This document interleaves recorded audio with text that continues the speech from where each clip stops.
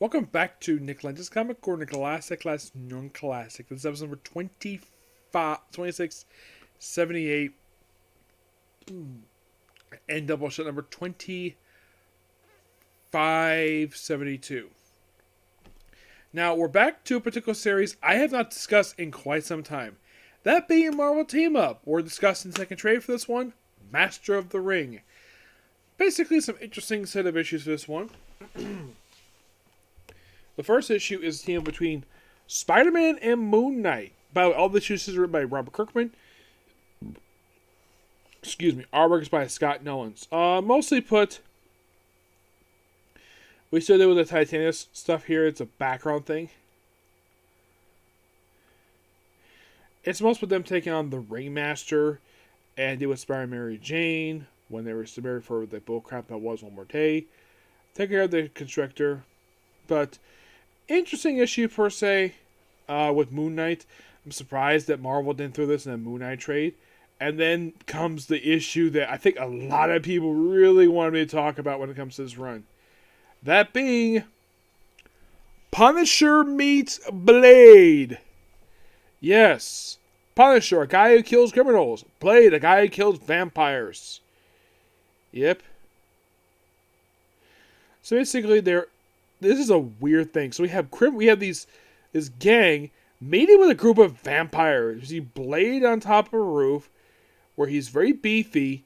Now, here's the thing about this look. Is this inspired by the Wesley Snipes look? That's a very popular look. No. This is heavily inspired by the Sticky Fingers look from the TV show. Yeah, then we have where, it's like, you think you're slick, huh? I smoked you like you said about the fire escape. And then we have Punisher pointing a gun at Blade, and Blade pointing a sword at Punisher. And this lasts for 4 panels. You betting me? A lot of it's like Punisher's like not even speaking. It's all Blade. Like I'm sure I can sleep before you even think of pulling the trigger. I'm not sure that gun will do any damage. You know what I'm saying? I have more. Huh. I like that. You're funny. I don't think you have time for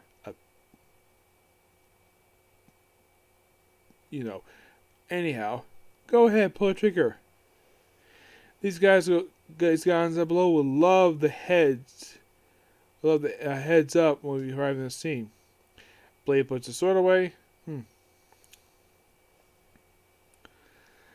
Hardcore.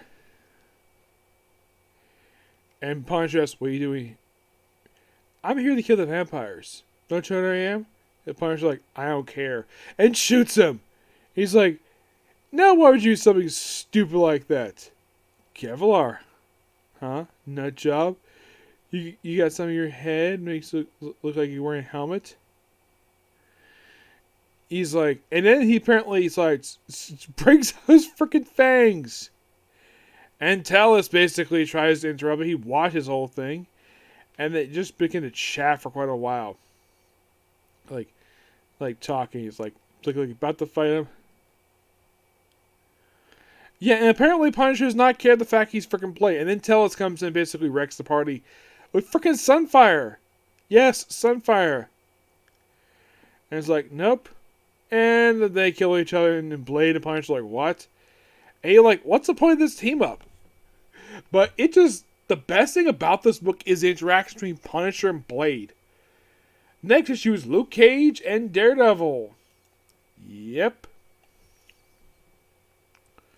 Moon Knight, Sleepwalker gets out, who's basically asleep. Black Cat and Sunfire.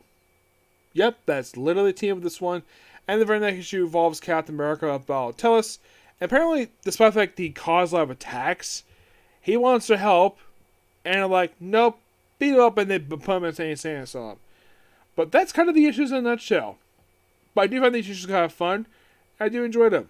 I give this trade here a 9 out of 10. Next up we have is The Outsiders. Volume 1. I've talked about this book in a while. Yes.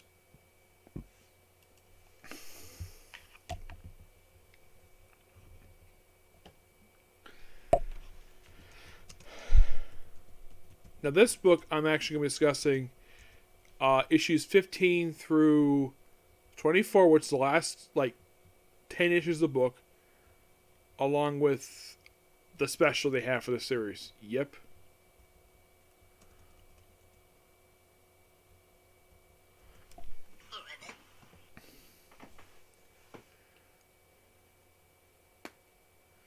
Yeah, basically in these issues, the Outsiders reunite with Batman. Also, the original base operations, the L platform was destroyed, and they also get new base operations.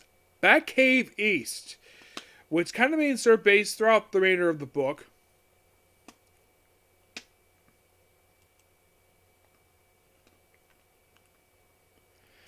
All the issues written by Mike W. Burr, but occasionally issues by Jim Aparo, Dan Jurgens, I think Dan Pushkin, I think it is.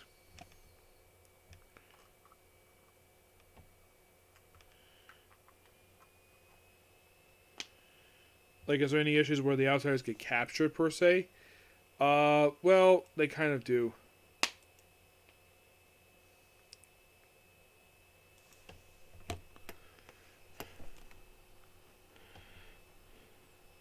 Yeah, basically what I just described is also like a dojo going on here that Katana's running, looking at the Looker.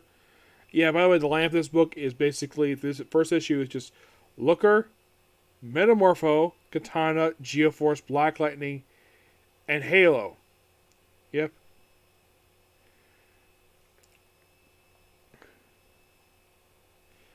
But this book is just a lot. There's also a point where Geoforce has to go back home to basically resume his role as the king of Markovia until his sister-in-law frames him for the murder of basically his brother, and he has to abdicate the throne.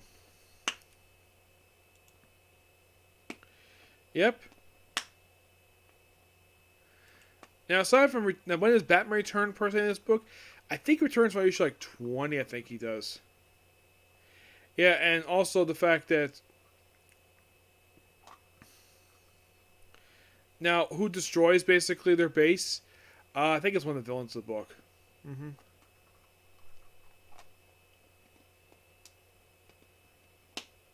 But this book is just mostly put a lot of fun. I love it. Damn good. And that leads us into the Crossover Infinity Incorporated. First, let's talk about this special. Yep. Yeah, there's an Outsider special. Mm-hmm.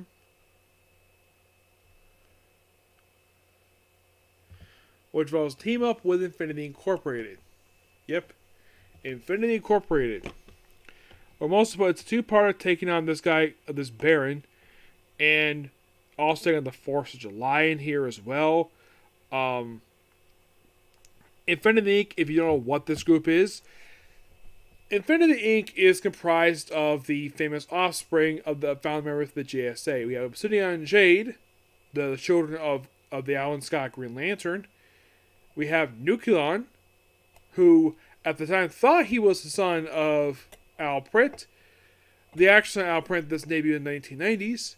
Nucleon is his godson. He's actually the son of a former supervillain. There's also Silver Scarab, the son of the original. I think his father was the original Hawkman. Oh yeah, and also 16 we see the return of Firefly, in his original goofy 80s attire before they redesigned it in the 90s.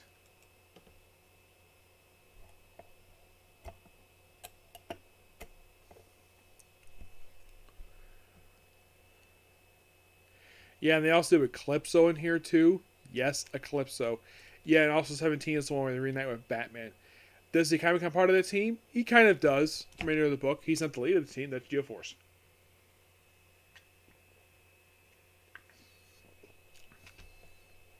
Yep.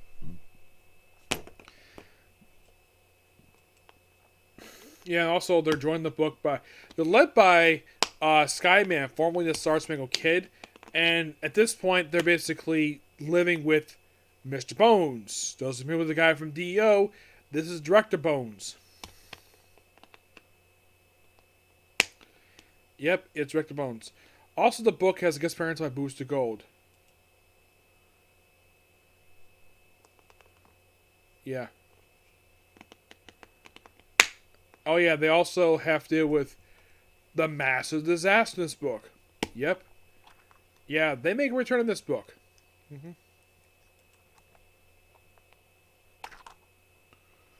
Yeah, and they're here for a couple issues, and they return in like one issue, volume 2, and then they pop up again in volume 4. Yep. Yeah, and Windfall joins the team with issue number 20.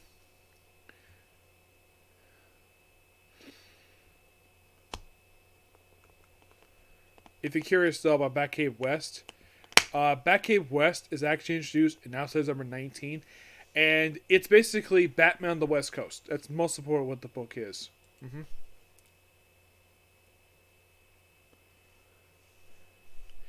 And of course, they did with Cobra, which 21 is a historic issue per se for this one, because 21 is the debut of Lady Clayface, Sandra Fuller. Yes, Lady Clayface, the fourth person to take up the name Lady Clayface, who later pops up right after this run wraps. She later pops up in the Mud Pack, where she forms a romantic relationship with her predecessor, Clayface III. Yep. Though she basically got powers thanks to Cobra. Powers check was Cobra with Elemental Woman, not the same one part of Flash post Flashpoint. Plant Master, Spectre Master, and Zebra Man. Yes, seriously.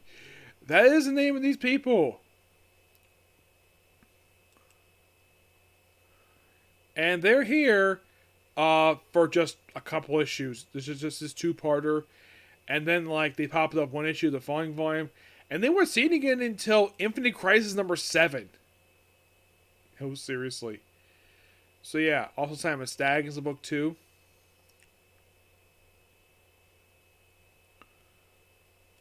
Oh, by the way, the guy in here is named Baron Bedlam. Yeah, he's kind of in the way, like, one of the recurring villains in this book. He's basically the main villain of the special.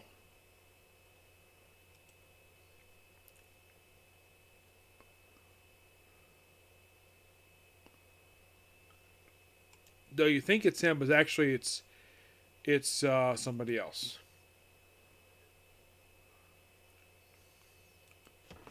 Who is this Baron Bedlam in the story? Well, you're about to basically be exposed. Who is Baron Bedlam in the story? Oh, by the way, they've also fought against Force of July. Yes.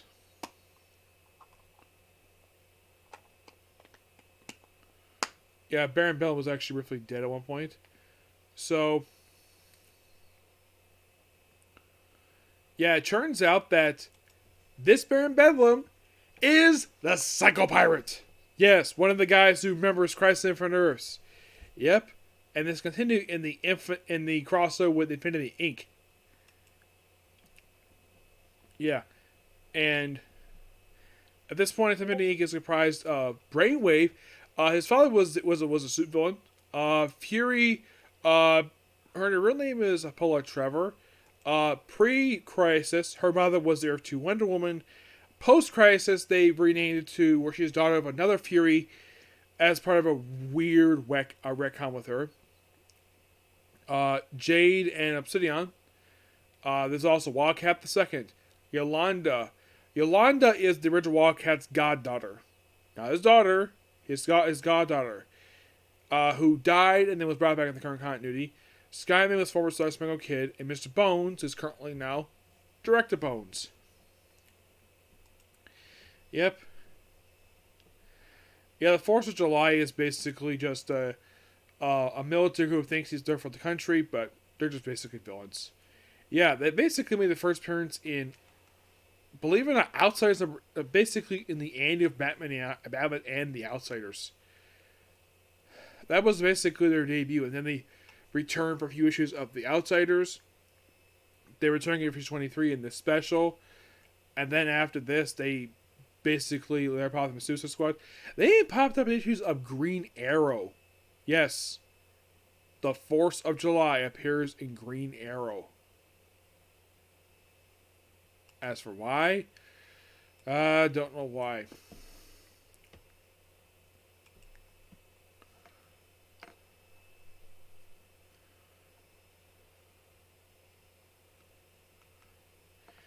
Now you're probably thinking, how does the book end? With a tie into Millennium. Because, of course, basically, the woman who organized the death of her brother-in-law was, in fact, a manhunter. Because, of course, a lot of the books basically had it where the books had to end because of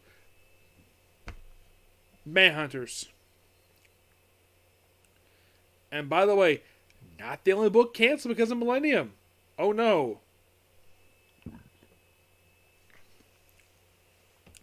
The other books that canceled were Blue Beetle. This was canceled not long after it, not immediately. Booster Gold. Just Booster Gold, The Outsiders, and that was it. Those are the books that were technically canceled. There was also Young All-Stars. That was canceled not long after this storyline wrapped up.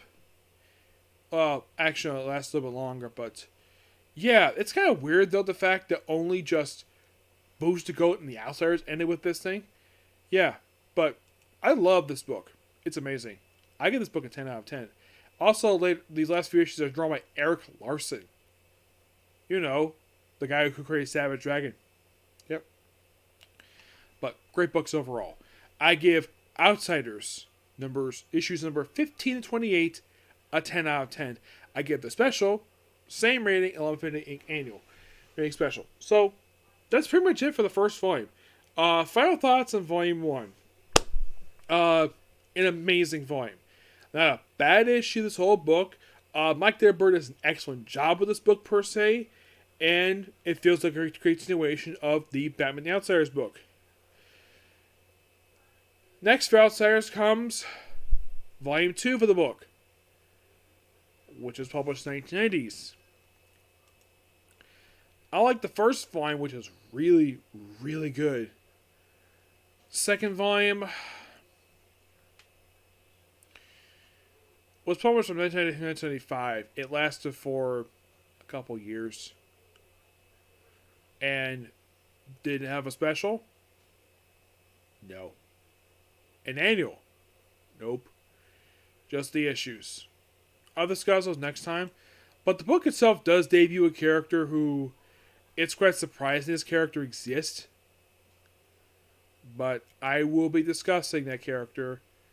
And this book basically has ramifications for one character, which still in effect this very day despite a timeline change. And the whole book is basically focused in one country, which I'll get to. We'll talk about Outsiders Volume 2. Okay, so that's pretty much a particular view. I thought I would have time to watch next hand, which will be Martian Magic Muscles, but it's almost 10:30, so I'm like, I'm going to have to basically skip it for tonight and have to watch it tomorrow, sadly. But hey, as of now, I'm caught up on my comic corners, so please be sure to like, comment, subscribe, turn notifications, and do not hit the dislike button. Yeah, I'm basically caught up on my comic corners. I don't have any more ready. I have one more almost set. I just got to read one more book. That's it. I still need to read these physical books next to me. Like, there's a good stack of them right next to me. I'm going to read them probably soon. So, also please be sure to like, comment, subscribe, turn notifications, and do not hit the dislike button. Until you see you tomorrow. Bye.